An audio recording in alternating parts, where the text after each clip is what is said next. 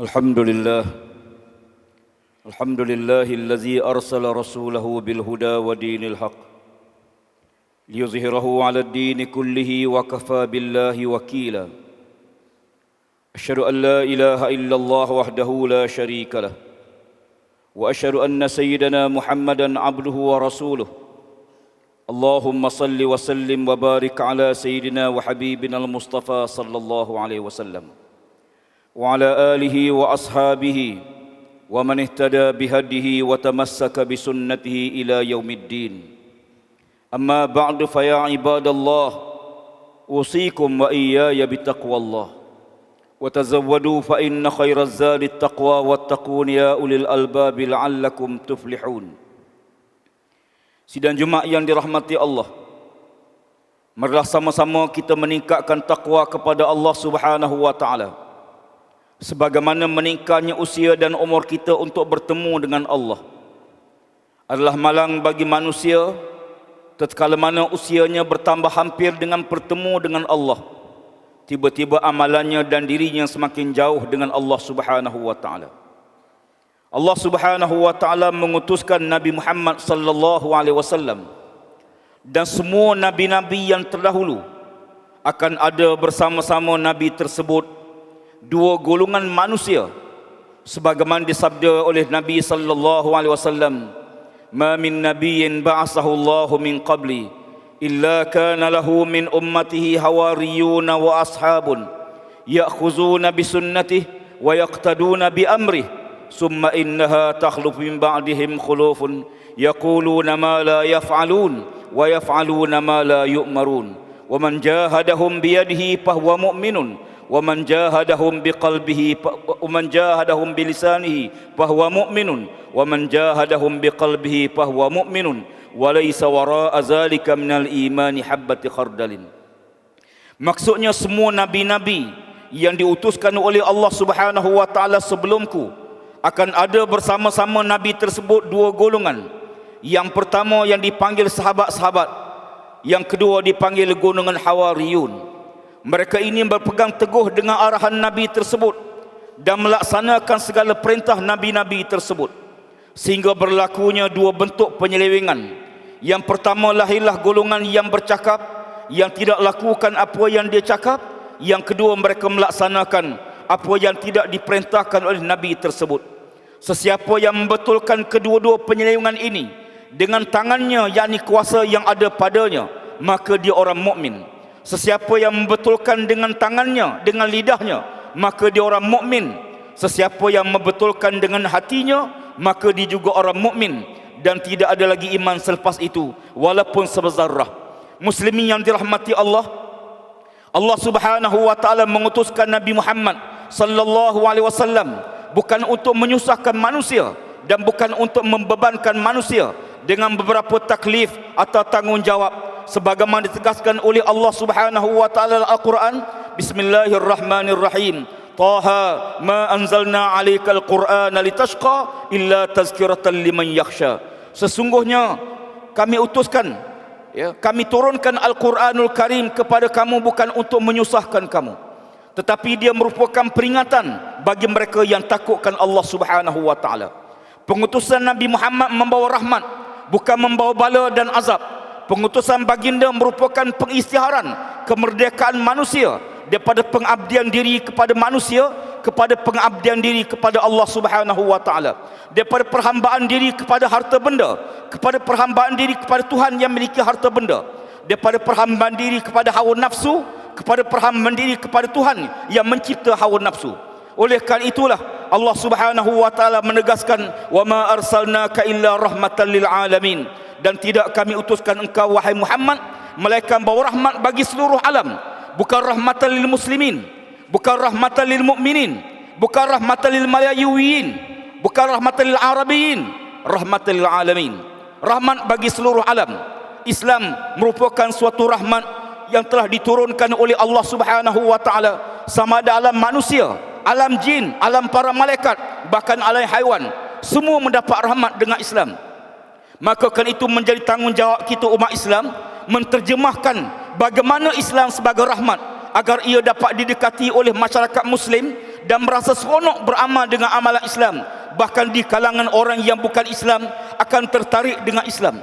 Nabi sallallahu alaihi wasallam menegaskan dalam sepotong hadis, inna hadzal din yusrun wa lam yusadad din ahadun illa ghalabah fasaddidu wa qaribu wa yassiru wa basyiru wasta'inu bil ghadwati war rawhati wa syai'in min ad-duljah. Maksudnya, sesungguhnya Islam agama yang mudah. Jangan ada di kalangan kamu yang cuba menyusahkan Islam, akhirnya orang tidak mempedulikan ajaran Islam. Maka carilah pendekatan untuk menarik manusia kepada Islam. Permudahkan ajaran supaya dia tidak menyusahkan. Kemudian khabarkan berita gembira, jangan khabarkan berita yang menakutkan sehingga orang lari daripada Islam dan orang tidak akan pedulikan lagi perintah agama. Allah Subhanahu wa taala mengutuskan utusan Nabi Muhammad sallallahu alaihi wasallam pembawa rahmat kepada kita seluruhnya. Oleh kerana itu menjadi kewajipan bagi umat Islam bagaimana untuk menterjemahkan rahmat itu kepada seluruh kehidupan kita, sama ada hidup berkeluarga, bermasyarakat, apatah lagi bernegara. Dalam perkara ini, perkara besar yang menjadi tanggungjawab kita umat Islam ialah menjaga nama baik Islam, sama ada di kalangan umat Islam atau di kalangan orang yang bukan Islam. Bila mana kebaikan terjelma di kalangan umat Islam, dia akan menarik orang yang bukan Islam untuk memahami Islam dan mendekatkan diri mereka dengan Islam.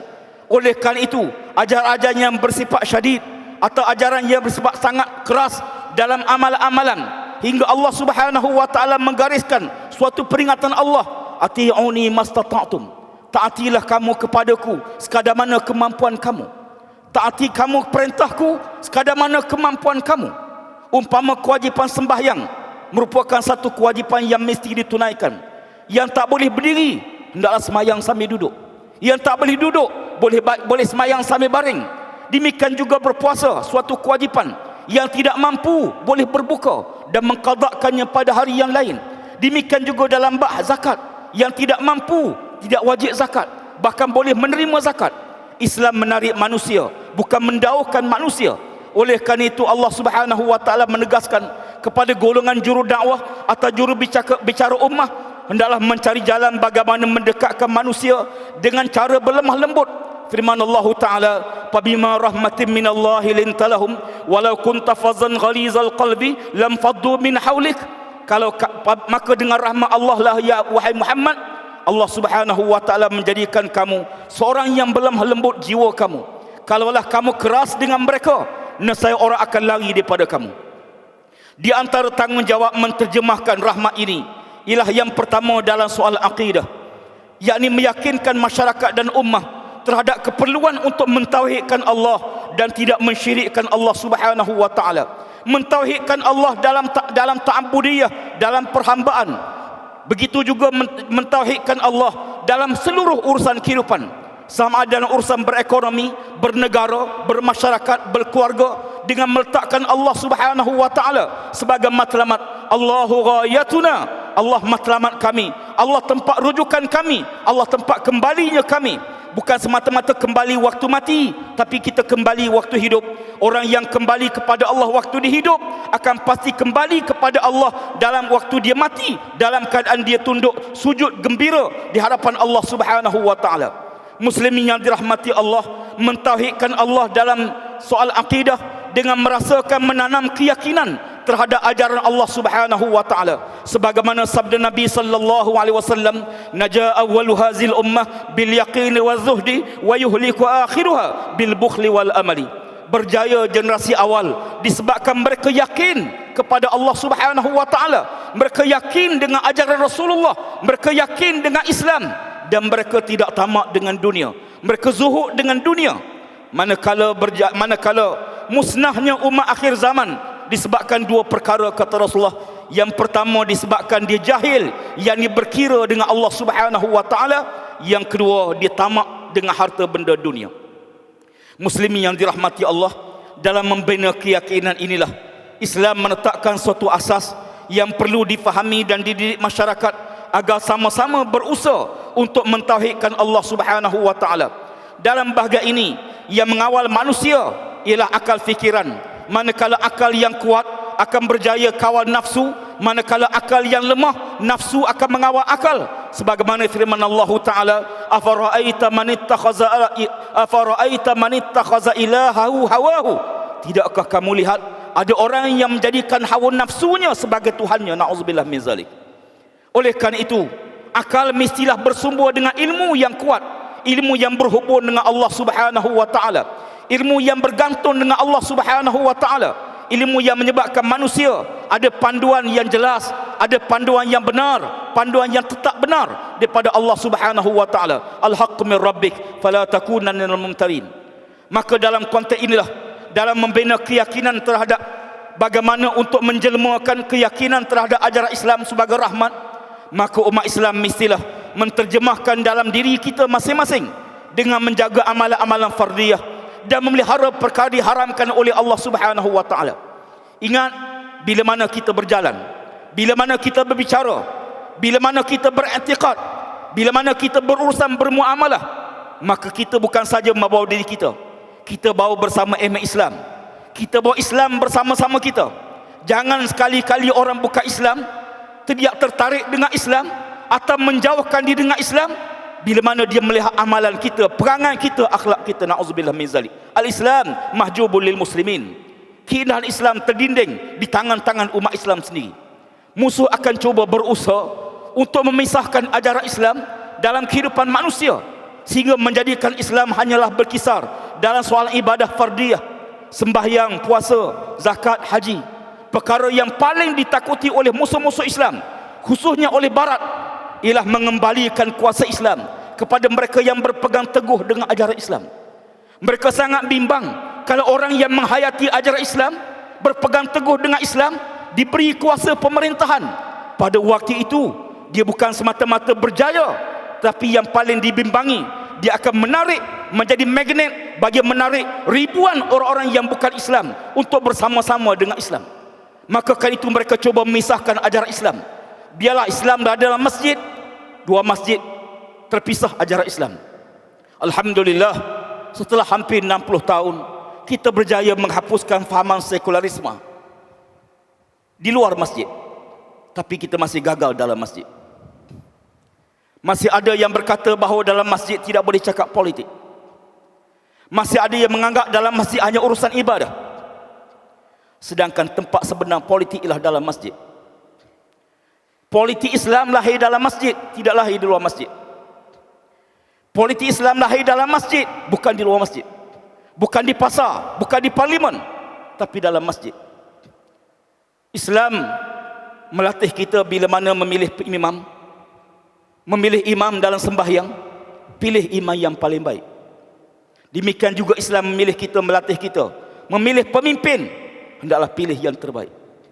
Dan ingat, bila kita pilih pemimpin yang imam, hendaklah kita mentaati imam tersebut selagi mana dia tidak melanggar batas-batas larangan kesalahan, sebagaimana amaran Nabi, sebagaimana perintah Nabi SAW dalam sepotong hadis, as-sam'u wa ta'atu haqqan 'alal mar'il muslim bima ahabba aw kariha ma lam yurma bi ma'siyatin ma lam yu'ma bi ma'siyatin fa iza umira bi ma'siyatin fala sami' 'alaihi wala ta'ata.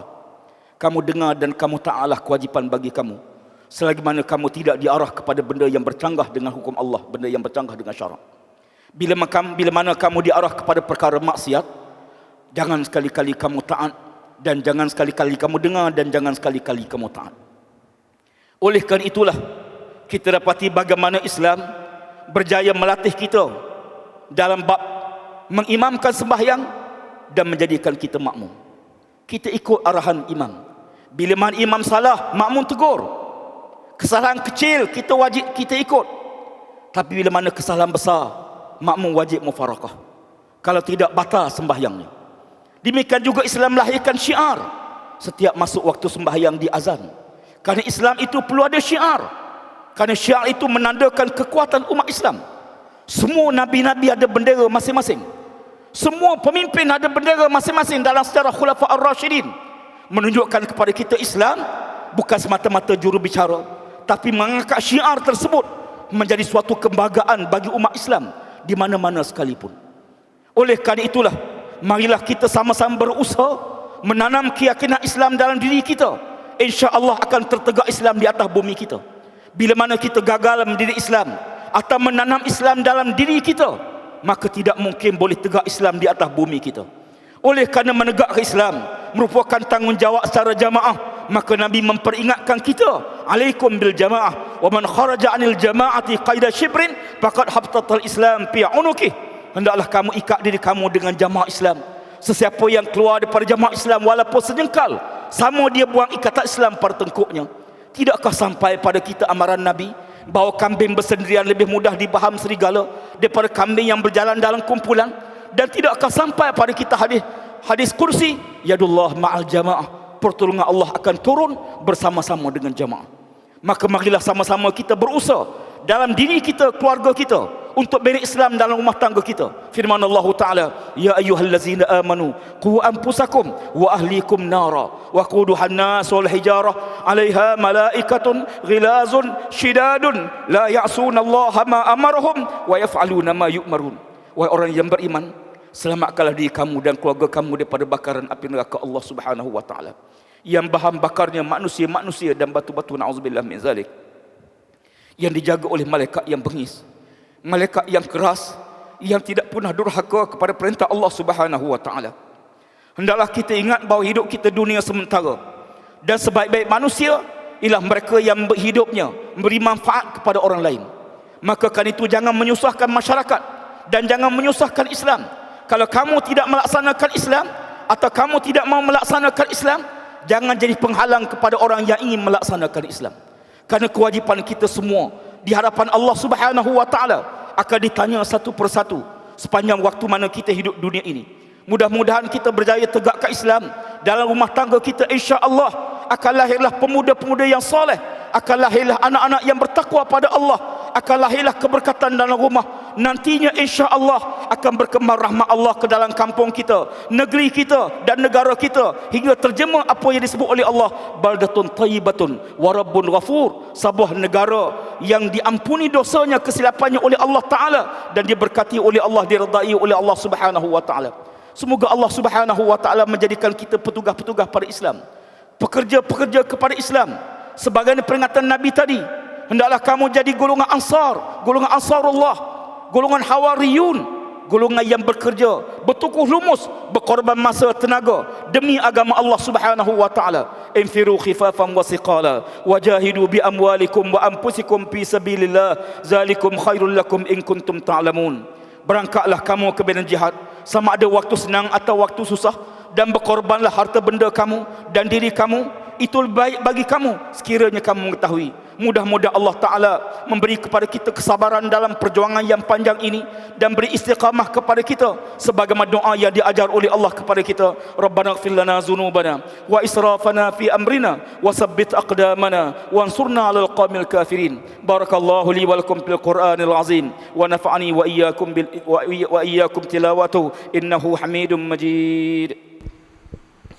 اللهم صل على سيدنا محمد وعلى آله وصحبه وسلم ورضي الله تبارك وتعالى عن كل الصحابة أجمعين.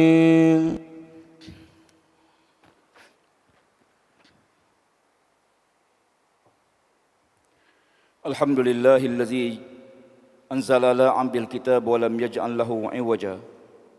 أشهد أن لا إله إلا الله وأشهد أن سيدنا محمدا عبده ورسوله.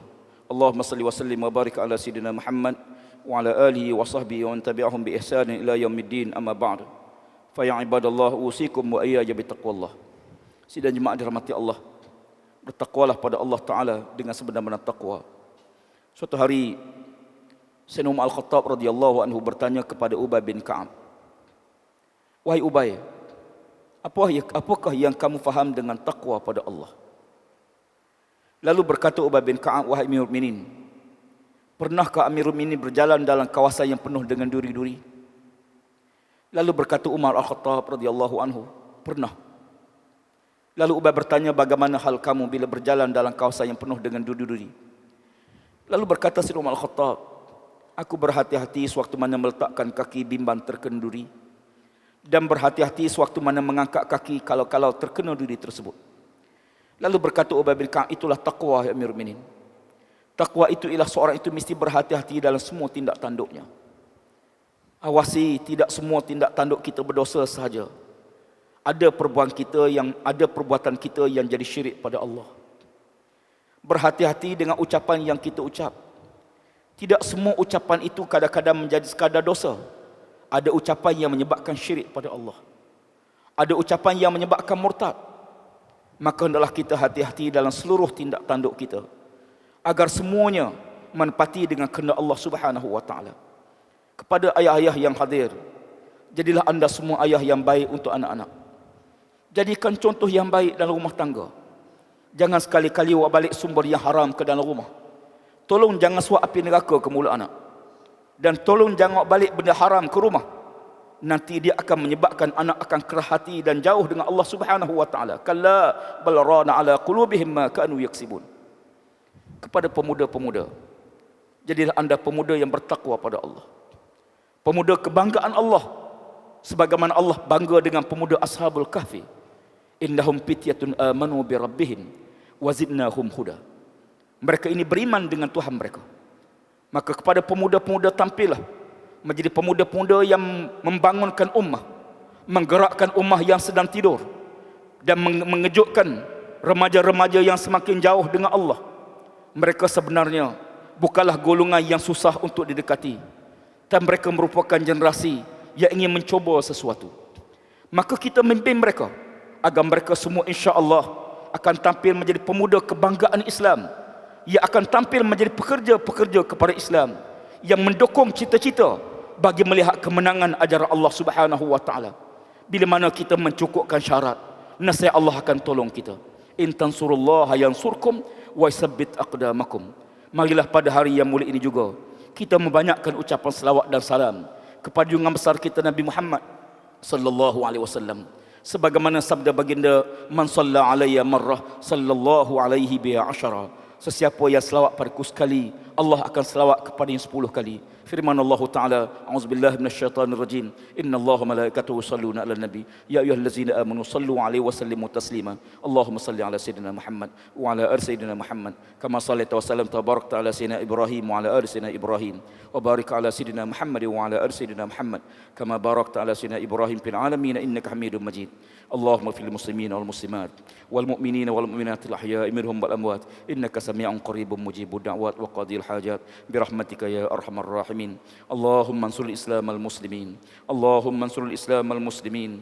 Allahumma ansur al-islam al-muslimin. Ya Allah, tolonglah Islam dan umat Islam ya Allah. Bantulah sahabat-sahabat kami di Gaza dan di Palestin ya Allah. Ya Allah, satukanlah hati-hati umat Islam di sana ya Allah.